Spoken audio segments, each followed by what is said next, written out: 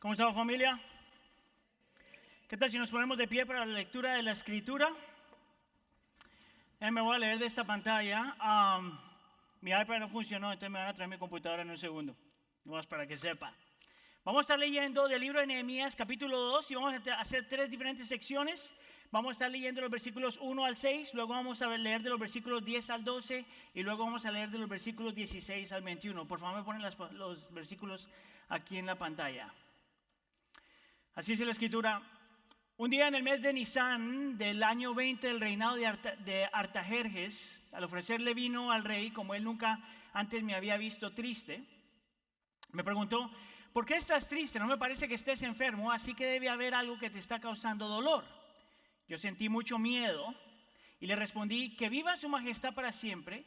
¿Cómo no he de estar triste? ¿Cómo no he de estar triste si la ciudad donde están los sepulcros de mis padres se hallan en ruinas con sus puertas consumidas por el fuego? ¿Qué quieres que haga?, replicó el rey, encomendándome al Dios del cielo. Y le respondí: si a su majestad le parece bien y si este siervo suyo es digno de su favor, le ruego que me envíe a Judá para reedificar la ciudad donde están los sepulcros de mis padres. Vamos ahora al versículo 6. ¿Cuánto durará tu viaje? ¿Cuándo regresarás?, me preguntó el rey, que tenía la reina sentada a su lado. En cuanto le propuse un plazo, el rey aceptó enviarme. Versículo 10. Pero al oír que alguien había llegado a ayudar a los israelitas, Sanballat el horonita y Tobías el siervo amonita se disgustaron mucho. 3 días después de haber llegado a Jerusalén, salí de noche acompañado de algunos hombres, pero a ninguno de ellos le conté que mi Dios me había motivado, lo que Dios me había motivado a hacer por Jerusalén. Versículo 16. Los gobernantes no supieron a dónde fui ni qué hice, porque hasta entonces no había dicho nada a ningún judío, ni a los sacerdotes, ni a los nobles, ni a los gobernantes, ni a los que estaban trabajando en la obra. Por eso le dije: ustedes son testigos de nuestra desgracia. Jerusalén está en ruinas y sus puertas han sido consumidas por el fuego. Vamos, anímense, reconstruyamos la muralla de Jerusalén para que ya nadie se burle de nosotros. Entonces le conté cómo la bondadosa mano de Dios había estado conmigo y le relaté lo que el rey me había dicho. Al oír esto, exclamaron: manos a la obra, y unieron la acción a la palabra. Cuando lo supieron, Sanballat el horonita, Tobías el oficial amonita y Gesén el árabe se burlaron de nosotros. Y nos preguntaron de manera despectiva: ¿pero qué están haciendo? ¿Acaso pretenden rebelarse contra el rey? Versículo 20. Y les contesté: el Dios del cielo nos concederá salir adelante. Nosotros, sus siervos, vamos a comenzar la reconstrucción. Ustedes no tienen arte ni parte en este asunto, ni raigambre en Jerusalén. Esta es la palabra del Señor. Señor, te pedimos por favor que hables a nuestra vida. Pido, Señor, en nombre de tu Hijo Jesús, que por la presencia del ministerio de tu Espíritu Santo, Señor, tú reveles lo escondido en nuestro corazón, nos permitas ver y creer lo que tenemos que ver y creer, Señor. Enséñanos a confiar, Señor, en lo que tu palabra ya ha dicho y lo que tu palabra hace.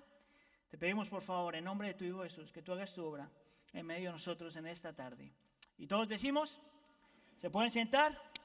Ok, hoy estamos entonces en la segunda parte de esta serie que hemos llamado Restaurados, como estaba escuchando del pastor Sergio, que es basada, estamos tomando esta serie basada en el libro de Nehemías. Ahora, parte de la razón por la que nosotros hicimos esta serie es porque nuestro anhelo es que nosotros como iglesia experimentemos lo que alguna gente ha llamado una renovación o una restauración espiritual. Y hemos escogido el libro de Nehemías porque pensamos que en el libro de Nehemías, no solamente que el libro de Nehemías es un buen ejemplo de una renovación o una restauración espiritual, sino que en el mismo libro de Nehemías encontramos por lo menos 6 ingredientes o 6 componentes necesarios para cualquiera de nosotros para experimentar una restauración o una renovación espiritual. O en el libro de Nehemías encontramos ejemplos de evidencias de alguien que ha experimentado o está experimentando una renovación espiritual. Ahora, si usted estuvo aquí la semana pasada, nosotros empezamos hablando de la oración, que es lo primero que vemos en Nehemías capítulo 1. Ese es el primer elemento. En otras palabras, si no hay oración, no hay restauración. Si no hay oración, no hay transformación. Si no hay oración, no hay nada, básicamente. Lo que vamos a estar hablando hoy, entonces, el segundo ingrediente o la segunda componente, se podría decir, es acerca de que todos los creyentes, si tú has puesto tu fe en Cristo Jesús, que tú como creyente entiendas y creas que todos nosotros hemos sido enviados. Que esta cuestión de ser enviados a otro lugar o ser enviados a algún lugar, esto no es solamente los misioneros, por decirlo de alguna forma, que esta es la descripción de todos los creyentes en realidad. Que si tú eres creyente, tú eres enviado a tu familia, eres enviado a tu trabajo, eres enviado a tus vecinos, eres enviado a la esquina, eres enviado a la tienda, eres enviado a otros países, todos somos enviados de alguna forma. Ahora, lo que vamos a hacer hoy, vamos a hacerle 4 preguntas al texto y no se preocupe que voy a tratar de mantenerme en el tiempo, ¿ok? Primera pregunta es esto, ¿qué es lo que esto significa? ¿Qué es lo que esto requiere? ¿Qué se debe esperar y cómo se logra esto? Significado, requerimiento, lo que debemos esperar y cómo se logra, cómo una persona realmente llega a vivir de esta forma. Hágame un favor entonces, mire a la persona que está al lado suyo y dígale esto, todos somos enviados. Vamos entonces con el primer punto, ¿qué significa? Déjame empezar con algo que tiene que ser un entendimiento básico para cualquier persona que es creyente. Escucha aquí, esto es Cristianismo 101. Es como se ponen las primeras clases en la universidad, siempre empiezan con el número 100. Entonces, lo más básico que hay es esto. Si tú eres creyente, es porque el Señor te ha hecho 2 llamados.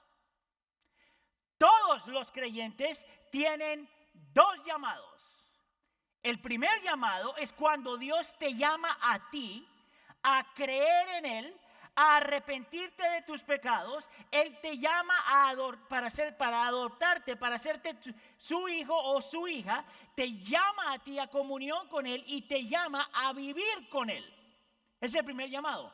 En otras palabras, la razón si tú eres creyente, la razón por la que tú eres creyente es porque el Señor te llamó a eso. Si el Señor no te llama, no pasa nada. Amén.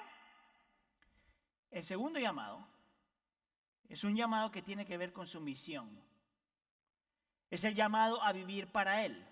Es el llamado a participar en las cosas del reino. Es el llamado a contribuir en las cosas del reino. Es el llamado a ser parte de lo que Él ya está haciendo. Es por eso que la Biblia nos envía. Dice que Él vayan, dice la Escritura. Él nos está enviando. Lo que es súper interesante acerca de Nehemías es que Nehemías entiende esto.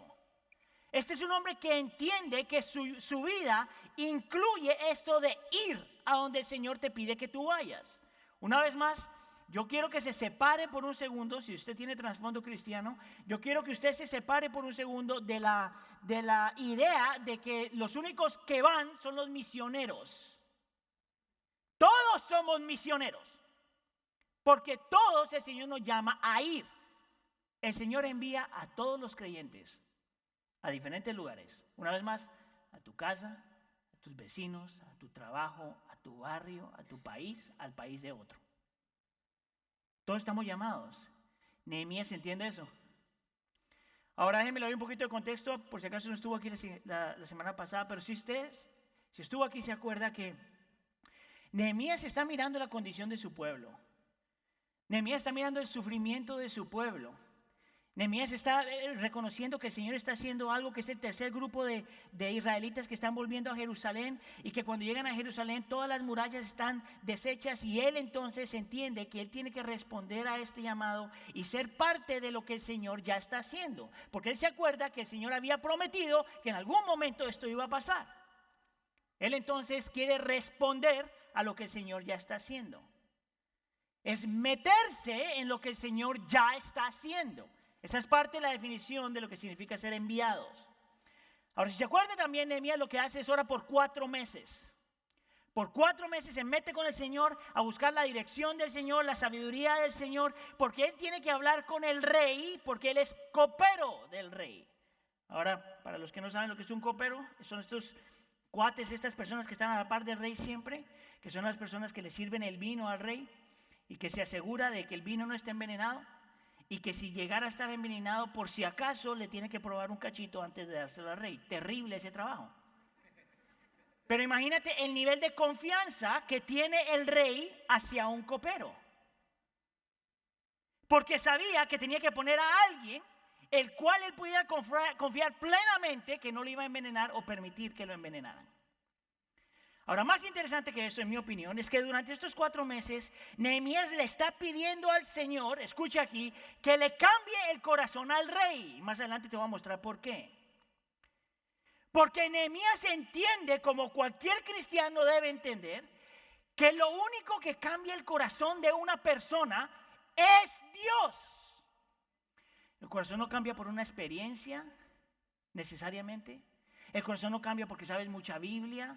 El corazón no cambia porque ayunas mucho. El corazón no cambia si das mucho. El corazón ni siquiera cambia si estás rodeado de otros creyentes. De la única forma que la persona cambia es cuando el Señor hace la obra.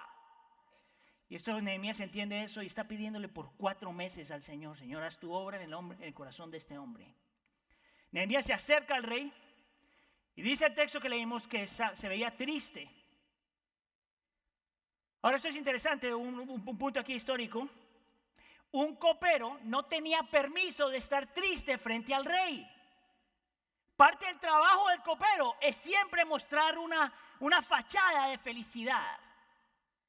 Ahora, está tan acogido este hombre por lo que está pasando en su pueblo, que se acerca con rostro, con un semblante triste, y el rey le dice, y esta es mi traducción: muchacho, ¿qué te está pasando? ¿Por qué estás triste?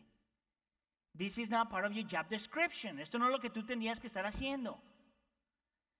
Y mira entonces lo que le responde Nehemías. Y este versículo lo vamos a visitar 2 veces. ¿Cómo no estar triste si la ciudad donde están los sepulcros de mis padres se halla en ruinas, con sus puertas consumidas por el fuego? Ahora, es aquí donde nosotros empezamos a entender un poquito más ampliamente lo que significa ser enviados. Porque Nehemías te está mostrando que cuando una persona es enviada, es una persona que no es indiferente a la necesidad de otra persona. El ser enviados es ser llamados a no ser indiferentes a la condición de otra persona, a las necesidades de otra persona, a las luchas de otra persona, a la condición espiritual de otra persona. Parte de lo que significa tener una restauración espiritual es aprender a mirar alrededor, identificar qué es lo que está pasando en tu alrededor, cuáles son las necesidades, cuál es la condición espiritual de la gente, cuáles son las luchas de la gente. Tú nunca puedes ser una persona enviada si eres una persona indiferente a las luchas de los demás. Ahora te voy a decir algo que suena un poquito fuerte, pero pienso que es importante. ¿Tú sabes cuál es la diferencia entre odiar a una persona y ser indiferente a una persona? Parecen iguales, pero no lo son. Yo quisiera que tú veas que la indiferencia es peor que el odio. ¿Sabes por qué? Porque cuando tú odias a alguien, tú por lo menos reconoces que la persona está ahí. Pero la indiferencia es cuando la actitud de tu corazón es decir, tú ni siquiera existes. Para los que están casados, si tú tienes la costumbre de quitarle el habla a tu esposo, a tu esposa o a tus hijos, tu pecado es mayor que odiar. Porque el castigo del silencio es decirle a una persona, tú ni siquiera existes. Nehemías, porque sabe que es enviado, sabe que no puede ser indiferente a las necesidades de los demás. Miren entonces lo que le dice el rey. Miren lo que Nehemías le dice al rey en el versículo 5. Si a su majestad le parece bien, y si este siervo suyo es digno de su favor. Aquí con esta frase le está pidiendo gracia. Está diciendo, yo sé que yo no me merezco esto, pero si tú me extiendes gracia, le ruego que me envíe a Judá para reedificar esta ciudad. Y de ahí le dice, ¿dónde están los sepulcros de mis padres? Y el rey le da permiso. Ahora, si tú quieres ver cuál es la condición espiritual de tu corazón, por decirlo de alguna forma, si tú quieres ver cuánto tú entiendes, si estás viviendo a la luz de lo que significa ser enviados, tú tienes que hacerte esta pregunta. ¿Me importa a mí lo que a Dios le importa? ¿Me importa a mí lo que a Dios le importa? Si esa no es una pregunta en tu vida, entonces yo pondría en duda si tú realmente has experimentado una restauración espiritual, una renovación espiritual. Porque uno de los primeros indicios cuando una persona cambia es que te empieza a importar lo que a Dios le importa. Te empieza a importar el alma de la otra gente, por ejemplo. Te empieza a importar la condición espiritual de otra gente. Es por eso que el Señor dice en Mateo 28, vayan y hagan discípulos de las naciones. Mira, el mejor ejemplo para mí de esta necesidad de aprender, de que te importan las cosas del Señor es Pablo. Pablo en 2 Corintios, en 1 Corintios capítulo 9, hace esta oración y dice, estoy bajo obligación de proclamar el Evangelio. Escucha aquí, estoy en obligación por proclamar el Evangelio. ¡Ay de mí si no predico el Evangelio! ¿Tú sabes lo que significa eso? Que como creyentes, ¡ay de nosotros! Si tenemos gente en nuestra vida que si se pierden hoy van a gastar el resto de la eternidad sin Dios, ¡ay de nosotros si por lo menos no oramos! ¡Ay de nosotros si no hablamos! ¡Ay de nosotros si no invitamos! ¡Ay de nosotros! Porque ese es el comportamiento de una persona que le empieza a importar lo que a Dios le importa. ¿Sabías tú que al Señor no solamente le importa la necesidad de la condición espiritual de las otras personas, pero las necesidades de los demás? Mateo capítulo 25. El Señor nos llama a darle comida al hambriento, agua al sediento, a alojar al forastero, a vestir al que está desnudo, a atender al que está enfermo y a visitar al que está en prisión. Ese es nuestro llamado como creyentes. Mira lo que está pasando en tu alrededor y métete a lo que el Señor está haciendo. ¿Sabías tú que al Señor le importa todo lo que tiene que ver con cosas de justicia, por ejemplo? Salmo 82 dice que Él nos llama a defender la causa del huérfano y del desvalido, del pobre y el oprimido. Y Él dice, háganles justicia. Salven al menesteroso y al necesitado, líbrenlos de la mano de los impíos. Mira, para mí ha sido algo tan importante reconocer que al Señor le importa todo en esta creación, todo en esta creación. Le importa el alma, le importa las necesidades, le importa la justicia. Y si tú eres creyente, el Señor te envía a todas esas áreas, a todas esas esferas de la sociedad. Empieza a mirar alrededor. Por un segundo deja de enfocarte un poquito en solo lo tuyo. No hay nada malo con que tú mires lo tuyo. Pero tu llamado es más que eso. Es más que eso, es más grande que eso. Toda la historia de los avivamientos, este componente siempre ha estado ahí. Parte de lo que muestra que tú has sido transformado es cuando te empieza a importar lo que a Dios le importa. Que empieces a mirar lo que Dios mira. Que empieces a meterte en lugares donde no te habías metido antes. ¿Tú sabes cuál es la lucha más grande para nosotros en los suburbios? ¿Hay alguien aquí que vive en la ciudad? ¿2, 3? No, ciudad no, suburbios. Todos los demás estamos en suburbios. ¿Tú sabes cuál es el problema de los suburbios? Es que crean una vida donde todo se ve bien. Todo es seguro. Es por eso que nos salimos de la ciudad. Y lo que llama el Señor y te dice es, vuelve a donde están las cosas que a mí me importan. Eso no quiere decir que venda tu casa y esas cosas, pero tienes que empezar a pensar diferente. Amén. A mí, por favor, mira a la persona que está al lado tuyo y dile, tienes que aprender a mirar lo que Dios mira. Vamos con la siguiente pregunta. ¿Qué se requiere? Y vas a ver aquí que Nehemías es bien específico en esto porque te muestra por lo menos 3 características que se requieren. Si el Señor te envía, requiere de ti que tú aprendas a abrazar esto. Se requiere, número 1, valentía. Ahorita te hablo qué significa eso. Número 2, se requiere dependencia. Y número 3, se requiere celo. Valentía, dependencia y celo. Mira la primera con valentía aquí en Nehemías. Esto es el versículo 3, dice, Esto es cuando él está respondiendo al rey. Ahora, nota aquí, no lo voy a leer todo porque lo acabamos de leer, pero te voy a mostrar algo. Dice, ¿cómo no debe estar triste si la ciudad donde están los sepulcros de mis padres se hallan ruinas? Párate ahí un segundo, porque parece que no fuera mucho, a menos de que tú conoces un poquito de la historia.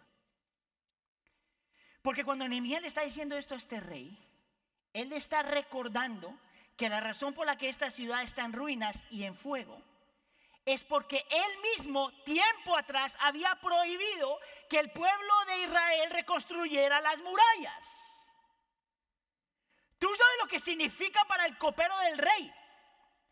Mirar al rey a los ojos y decirle de una forma bien elegante, la razón por la que mi pueblo está sufriendo es por tu culpa. Dime tú si eso no es valentía. Pero tú sabes por qué.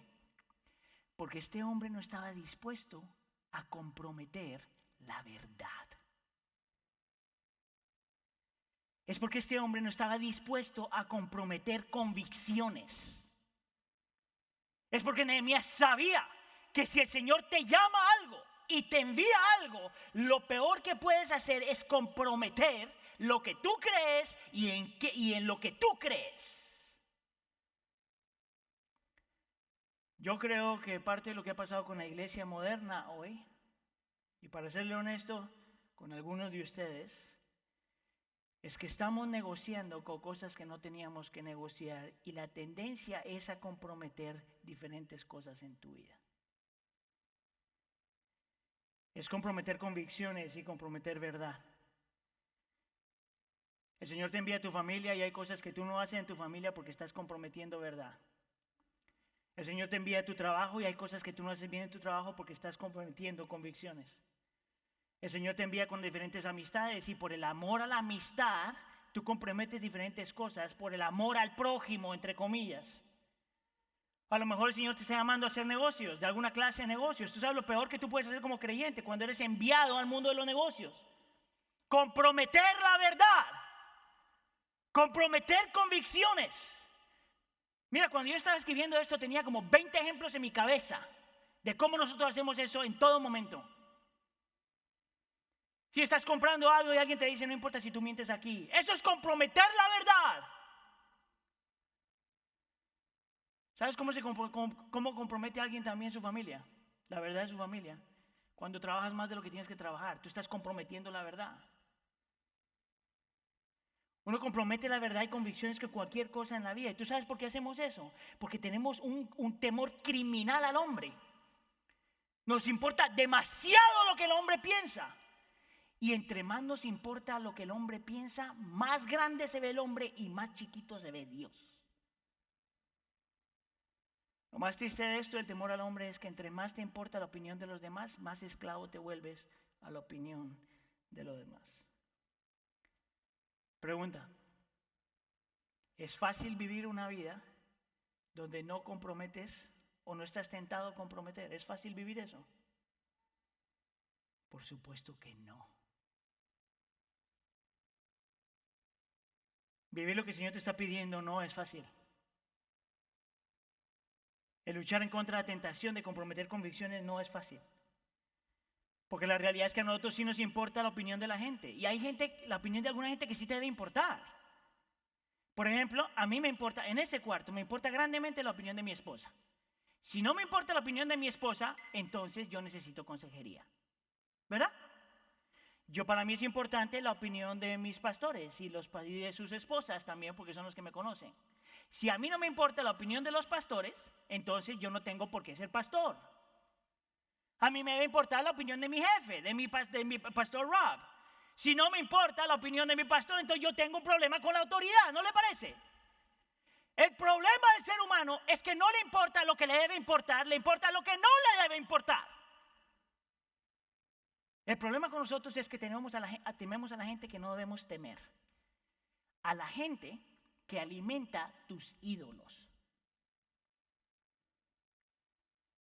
Es por eso que algunos de ustedes, ahí va, ponen en Facebook algo y automáticamente empiezan a mirar cuánta gente les ha dado un like. Dime tú si no te importa la opinión de la gente.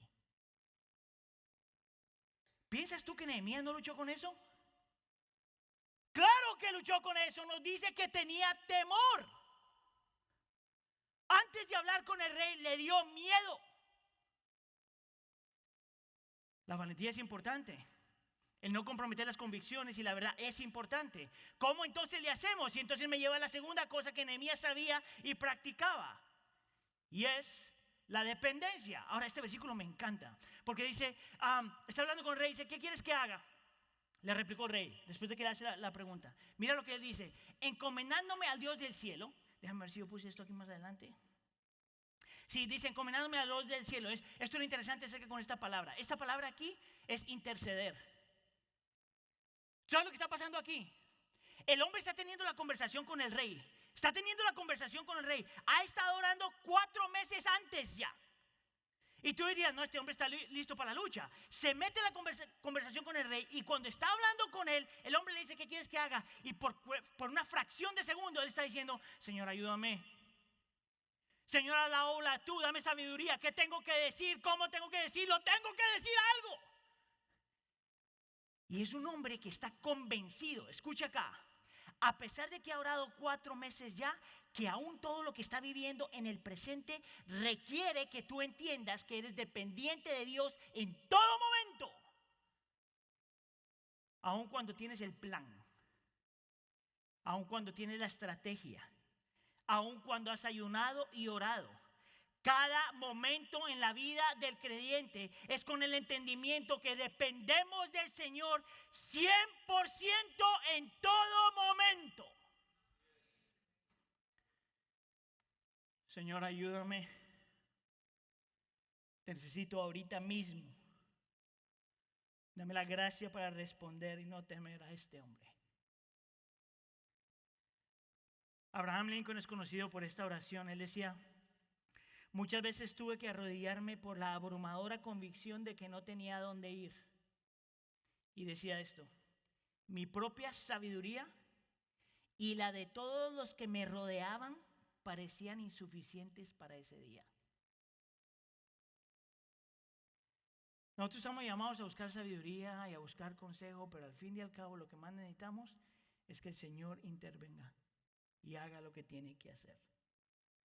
El plan no es suficiente, la valentía no es suficiente, el carisma no es suficiente, la experiencia que tienes no es suficiente. Lo único que es suficiente es el orar en dependencia a Él en medio de lo que estás haciendo. El enviado entiende que se requiere valentía. El enviado entiende que se requiere dependencia. Y por último, el enviado entiende que se requiere celo. Fíjate lo que le dice Nehemías. Dice Nehemías aquí al pueblo. Dice, ustedes son testigos de nuestra desgracia. Tenga esa palabra ahí porque es una palabra bien interesante. Jerusalén está en ruinas y sus puertas han sido consumidas por el fuego. Es lo primero que él dice ahí. Ahora fíjate, mantén esa palabra en mente. Ahora mira el siguiente versículo. Dice, vamos, anímense. Más adelante el versículo 17. Reconstruyamos la muralla de Jerusalén para que ya nadie se burle de nosotros. Ahora, si tú eres una persona orgullosa, tú lees esto y dices, pues por supuesto que nadie se burle de ti. Pero si tú has estado escuchando los sermones y ves la historia de Nehemías en contexto, tú sabes que este hombre ni está tratando de defender su reputación, ni siquiera le importa su reputación. ¿Tú sabes cuál era el celo de este hombre? Dios, la gloria de Dios, el nombre de Dios, el poder de Dios. A este hombre le importa tan poquito lo que la gente piensa de él, pero le importa tanto lo que la gente piensa de Dios. ¿Sabes cómo sería nuestra vida completamente diferente si todo lo que tú haces es con eso en mente? Mire, ¿cuántos de ustedes han tenido conflicto en el trabajo? Levante la mano. Mire, esto es familia, entonces tiene que responder con honestidad. Nadie lo está mirando, solo yo y el Señor. ¿Cuántos de ustedes han tenido un conflicto en el trabajo y responden mal? Levante la mano. Ok. ¿Cuántos han tenido conflicto con alguien aquí en la iglesia y responden mal? Levante la mano. Ay, la mitad. ¿Cuándo tú has estado en una situación en que tú sabes que tú pecaste frente a los demás?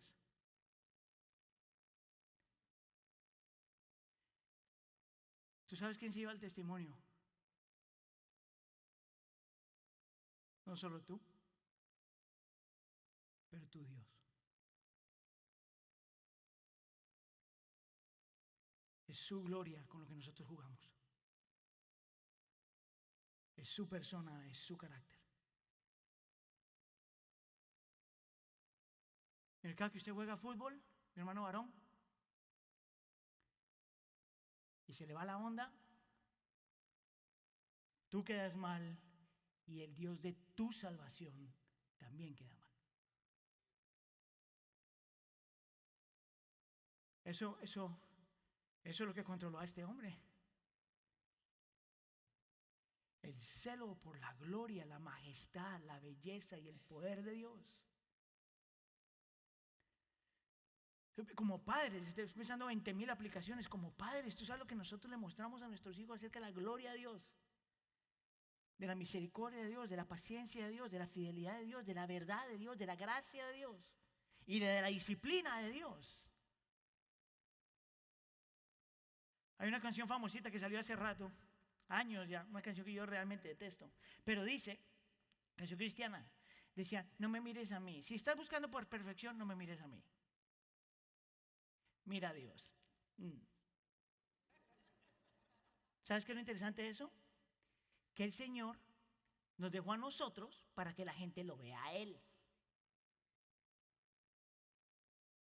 En los años 1900, a principios de los años 1900, hubo un avivamiento criminal en este lugar que se llama el avivamiento de Welsh, The Welsh Revival, que fue allá en el Reino Unido.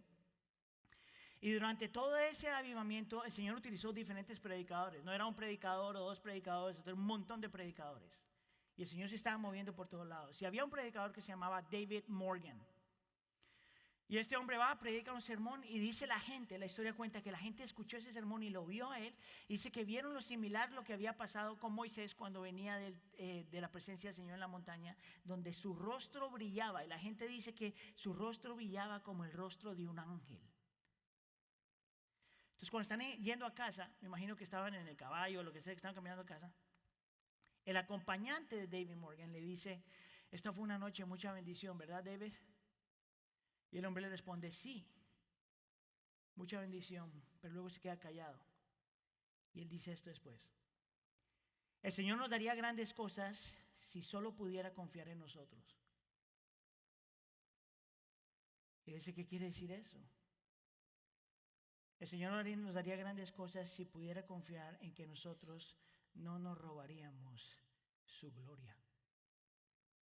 Y llora y clama y dice, no a nosotros, Señor, sino a tu nombre, gloria.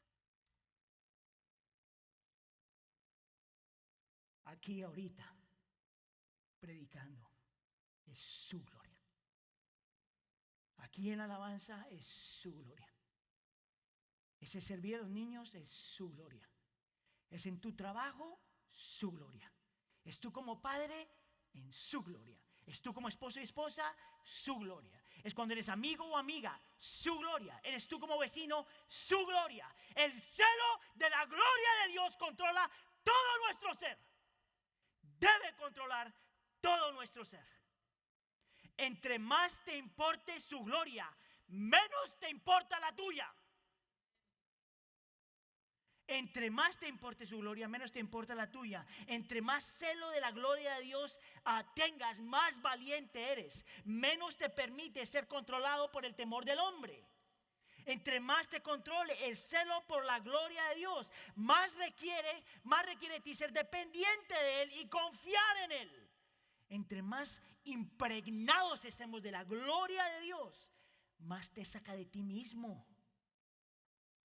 Menos te tienes que defender, menos te tienes que justificar, más rápido aprendes a perdonar, más rápido extiendes gracia, más rápido aprendes a perder. La gloria de Dios lo cambia todo. Tú vas a seguir leyendo la historia de Nehemías y te vas a dar cuenta que este hombre realmente le fue mal. Lo estuvieron persiguiendo toda la vida, todo el tiempo que estuvo ahí. Rechazado, humillado, burlado, y el hombre siguió. Es más, te voy a arruinar la película por si acaso no te has leído el libro. Llegas al final de la historia de Nehemías. El Señor lo utiliza para restaurar un montón de cosas. Y al final de sus días, como líder, el pueblo de Dios otra vez cae en su pecado. Y tú sabes que no muestra a este hombre, por lo menos de la forma que yo lo leo, como diciendo, men, Señor, ¿qué hiciste? Él sabía por qué estaba ahí. Él sabía por qué vivía. Eso es lo que se requiere. Si tú eres creyente, eres enviado. Y si eres enviado, va a requerir valentía para no comprometer la verdad, dependencia para saber que tú dependes de Dios 100%, y por último, que la gloria de Dios sea lo único que te mueve. Mira, te voy a dar una aplicación más, porque aquí hay un montón de papás, padres y madres. Tú sabes que yo estoy convencido que al final de mis días, si yo como padre lo único que le di a mis niñas fue una buena carrera, un buen trabajo y un buen matrimonio, pero no viven sus vidas para la gloria del Señor, yo no hice nada. Porque lo mejor que yo puedo hacer por mis hijas es enseñarles a vivir para el que vale la pena vivir. Aunque no tenga la carrera, aunque el esposo sea bien feo, aunque no logre lo que tenga que lograr. La gloria de Dios. Solo la gloria de Dios. Tercera pregunta. ¿Qué debes esperar? Y aquí, mis hermanos, es donde no les va a gustar lo que les voy a decir. Aquí es donde yo siento que muchos cristianos están luchando, especialmente en el presente, porque el Señor te llama, el Señor te requiere estas cosas, y en tu llamado el Señor te dice, vas a experimentar tanto luchas internas como oposición externa. Vas a experimentar las dos cosas. Si tú respondes al llamado del Señor a tu vida y el Señor te envía, tú debes esperar luchas internas y oposición externa. Mira la lucha interna aquí en el versículo 2 dice, una vez más la conversación, porque estás triste, él responde, y de ahí dice en la parte de abajo, y sentí mucho miedo. A mí lo que me llama la atención de esto es que la Biblia es súper honesta acerca de las luchas de la gente. La Biblia hace algo que los cristianos modernos no hacen. La Biblia te muestra cuando la gente ha pecado, cuando la gente ha luchado, cuando tiene miedo, cuando tiene problemas. Tú no vas a encontrar ningún versículo en que una persona haya luchado de alguna forma y la Biblia como que le cubrió para que nadie se diera cuenta. Todos los pecados están ahí. Tú sabes que en el libro donde se habla acerca de la traición de Pedro es en el libro de Marcos. ¿Tú sabes quién fue la persona que dictó esa carta? Pedro. Él mismo dice, déjame te muestro la cochinada de discípulo que fui. Y mira lo que el Señor luego hizo conmigo. Esto es Nehemías. Nehemías está reconociendo que tiene una lucha interna. Nehemías no está aquí pretendiendo de que todo lo puedo en Cristo que me fortalece. ¡Yay! Sé valiente y esfuérzate. ¡Yay! Esos son versículos bíblicos, pero tiene que aprender a utilizarlos bien. Él pone aquí, este es un recuento de lo que ya pasó, nomás para que sepa, y él nos pone aquí que yo tuve miedo. Ahora, la razón por la que quiero pasar unos minutos en esto es porque nosotros estamos rodeados por un grupo de personas que piensan que si tú dices o reconoces que eres débil o estás trayendo negatividad a tu vida, la nueva era, o estás demostrando que no tienes fe, los religiosos. Es que te dicen, no se te ocurra decir nada de eso. No se te ocurra decir que tienes miedo, no se te ocurra decir que has pecado, no se te ocurra decir porque si no estás trayendo toda esta negatividad en tu vida. Eso no es un ejemplo de fe. ¿Sabes cuál es el problema con eso? Escucha aquí, ¿tú sabes cuál es el problema cuando estás declarando solo cosas positivas sobre tu vida y no confiesas las luchas en tu corazón? ¿Tú sabes cuál es el problema con eso? Número uno, que no importa que tú cuánto digas, tu miedo sigue ahí. Tu lucha sigue ahí. Tus pecados siguen ahí.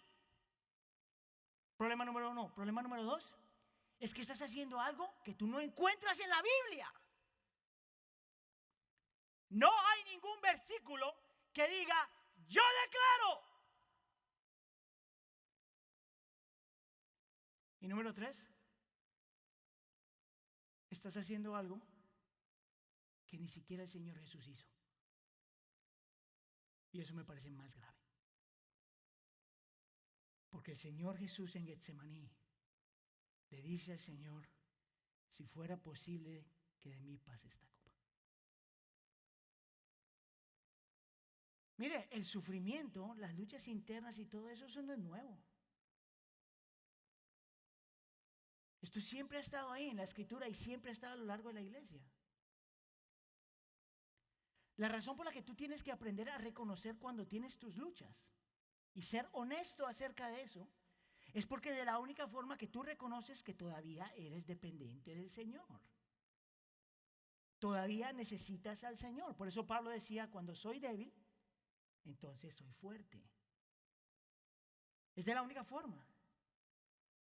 De la única forma que tú creces y experimentas una restauración espiritual es cuando tú reconoces que todavía eres débil. Nosotros no estamos llamados a pretender. Nosotros no tenemos que pretender. Nosotros le decimos a nuestros hermanos de la fe, ¿sabes que estoy hundido en esto? ¿Quieres ser enviado? Aprende a reconocer que tienes luchas internas. El Señor no envía a los que no tienen luchas. El Señor envía a los que tienen luchas, las reconocen y saben que todo depende de Él. Esa es la diferencia. Pero no solamente experimentamos luchas externas, sino que debemos esperar oposición externa. Ahora mira lo que dice aquí Nehemías. Pero al oír que alguien había llegado a ayudar a los israelitas, hablando de esta gente, Sanballat y luego Tobías, se disgustaron mucho. Estos son dos hombres. Ahora mire lo que pasa más adelante en el versículo 19. Cuando lo supieron, otra vez Sanballat y Tobías, y ahora este cuate que se llama Gesem, árabes se burlaron de nosotros. Pero bien interesante, porque estos son tres hombres, dos pertenecen al norte de Israel, donde estaban ellos, al norte de Israel, y el otro es un hombre que pertenece como al sur. Hasta cierto punto, toda esta gente está representando lo que rodeaba al pueblo de Israel en ese momento. Y lo que están diciendo es que se están burlando de ellos. La burla es algo bien peculiar en la Escritura porque te muestra que cuando alguien se burla de alguien es para hacer que la otra persona se sienta menos de lo que es. Es más, la palabra burla en el original es donde tenemos la palabra despreciar. Una persona que se está burlando por las necesidades de los demás, por decirlo de alguna forma, o la lucha de los demás, es una persona que en su mente tiene que deshumanizar esa persona para burlarse de ellos. Lo que me interesa, lo que me llama la atención aquí es que te muestra, la Escritura te muestra que nosotros debemos esperar no solamente la lucha interna, sino la oposición externa. Una vez más, esto es tan viejo como la historia de la humanidad. Esto es lo que los creyentes siempre saben que van a pasar. Esto no es nuevo. ¿Tú sabes lo que es nuevo? Los cristianos que piensan que no tienen que pasar esto. Eso sí es nuevo. En los últimos 30 años, menos, en los últimos 20 años, los cristianos piensan que no están supuestos a experimentar oposición. Entonces vamos a decir que tú tienes un corazón bien, quieres ayudar a la gente y vas a ayudar a tu hermano, a tu amiga, lo que sea, y de repente te rechazan por lo que tú crees. Y la queja es, ay Señor, pero si yo estoy haciendo tu voluntad. Y el Señor te dice, Mateo capítulo 5, 11, dichosos serán ustedes cuando por mi causa los insulten, los persigan y levanten contra ustedes toda clase de calumnias. ¿Sabes qué es lo más triste? Que tú vas a experimentar insultos y te van a perseguir y vas a experimentar calumnias. Pero si no estás experimentando por Cristo, sino porque eres annoying, eso sí es triste. ¿Ese es tu llamado? Si tú eres creyente, ese es tu llamado. Tú sabes que eres enviado. Tú sabes que se requiere valentía, dependencia y celo. Pero tú también sabes que vas a experimentar tanto luchas internas como oposición externa. La pregunta entonces es, ¿cómo hacemos esto? Porque si yo paro el sermón aquí, todos ustedes dicen, vamos a hacerlo. Y llegas hasta la esquina y te das cuenta que no puedes hacerlo. ¿Cómo lo logramos? Bueno, una vez más, aprendamos de Nehemías. Y te voy a dar 3 versículos rápidamente.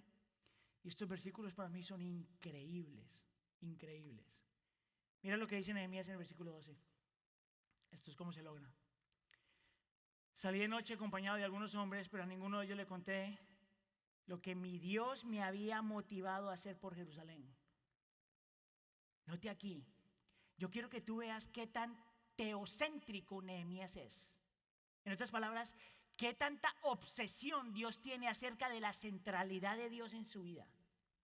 Porque cuando él dice esto, él está admitiendo que la única razón por la que él fue despertado a ayudar a su pueblo fue porque Dios mismo lo hizo en él. Dios mismo le despertó el deseo de mirar la necesidad de la gente. No fue que este cuate era buena onda y podía mirar y dijo, ay, mira, pobrecito, los voy a ayudar. Fue porque Dios mismo obró en su corazón para poder ver lo que tenía que ver. Y este versículo te apunta a 2 cosas. Número 1, que nosotros estamos tan perdidos que si Dios no nos revela algo, nada cambia.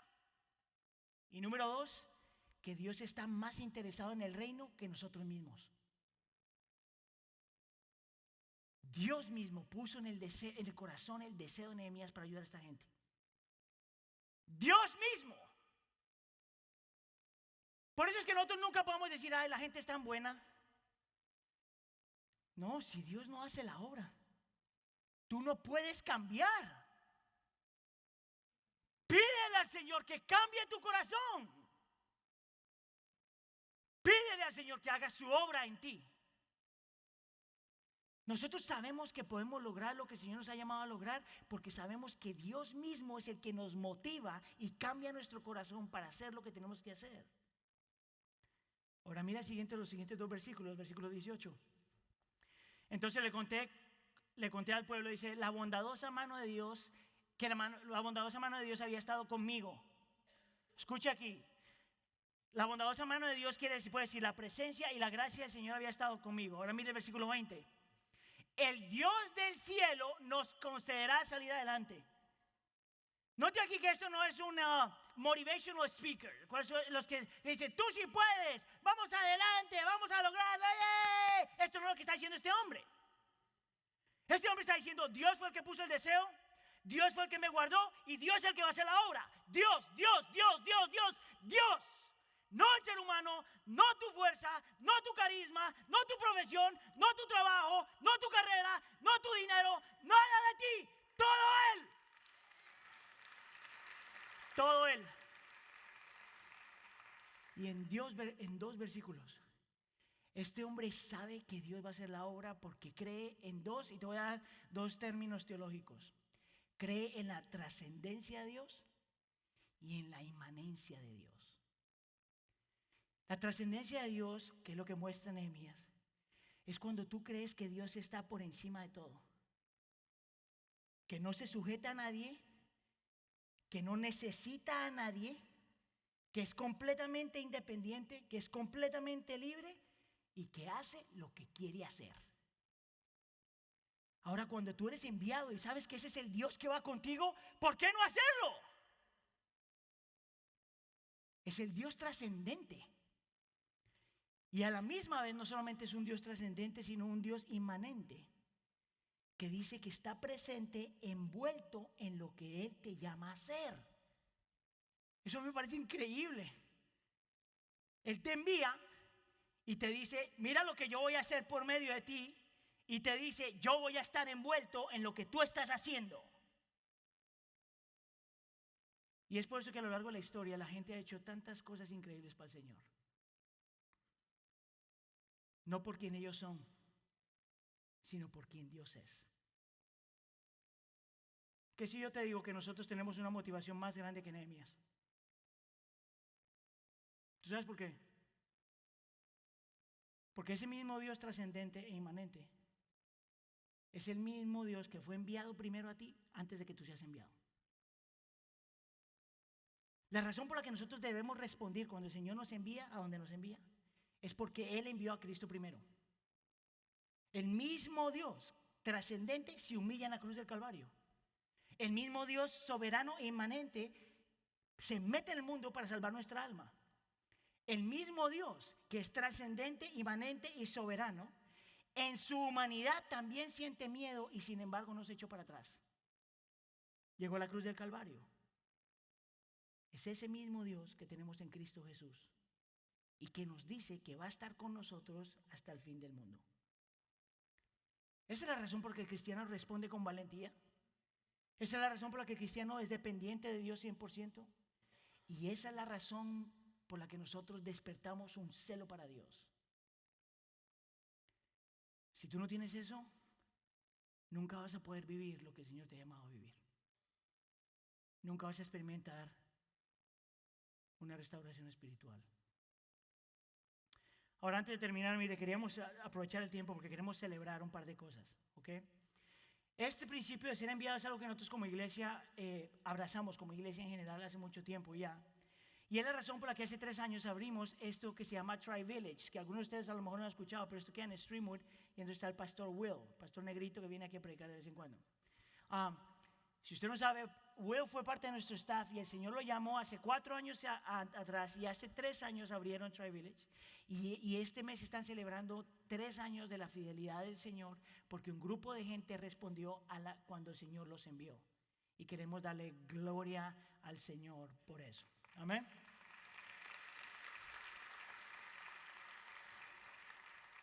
Sin embargo, como iglesia, nosotros no queremos parar ahí. Y parte de nuestra visión es que en los años que vienen sigamos abriendo otros lugares.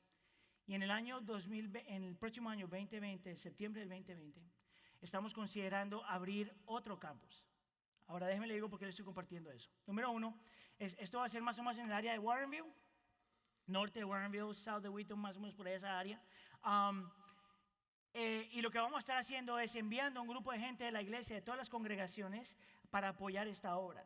Ahora, la razón por la que le estoy diciendo esto es porque esto va a pasar un año de aquí, dentro de un año.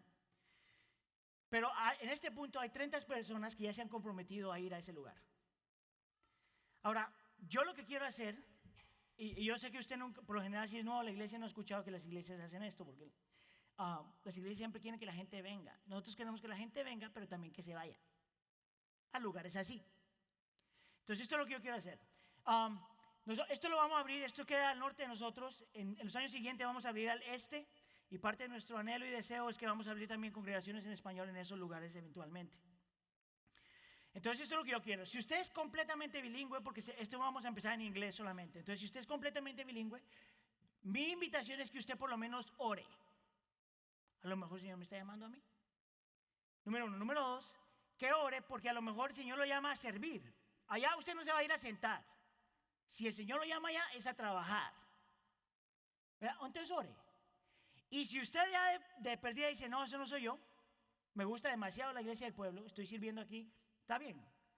Pero yo quiero que empiece a orar por esto. Porque nosotros estamos orando que por lo menos 250 personas se vayan. Y hay 30 adultos, como 40 niños. Entonces necesitamos como 350 personas más o menos. Yo quiero que tú ores y lo pongas en tu lista de oración, no solamente para si el Señor te llama a ti a eso, sino porque el Señor levante más obreros. A mí ese es mucho y poquito los obreros. Necesitamos orar por esto. Amén. La única razón por la que nosotros hacemos esto es porque realmente creemos que todos somos enviados. Algunos de ustedes solo son enviados a su vecindario. Algunos de ustedes solo son enviados a su trabajo. Algunos de ustedes son enviados a su vecindario, a su trabajo y a todo lo demás. Ponlo enfrente al Señor y responde a lo que el Señor nos llama a hacer. Cualquiera que sea el área. Amén. ¿Oramos? Señor, te queremos dar gloria, honra y alabanza. Te damos gracias, Señor, porque tú eres bueno y eres fiel. Te damos gracias, Señor, porque empezamos el servicio recordando que tú te deleitas en nosotros en Cristo Jesús. Y terminamos, Señor, este tiempo de prédica recordando que cuando tú te deleitas en nosotros, nosotros queremos responder a ti. Señor, todos somos enviados. Enséñanos a mirar a nuestro alrededor, las necesidades de los demás. Enséñanos a tener tal celo por tu gloria que controla todo lo que somos. Enséñanos, Señor, a salir de nuestra comunidad para servir al prójimo, para amar al prójimo, para pelear por la justicia. Enséñanos, Señor, a ser la gente que estamos supuestas a ser. Te lo pedimos, por favor, en nombre de tu Hijo Jesús. Y todos decimos...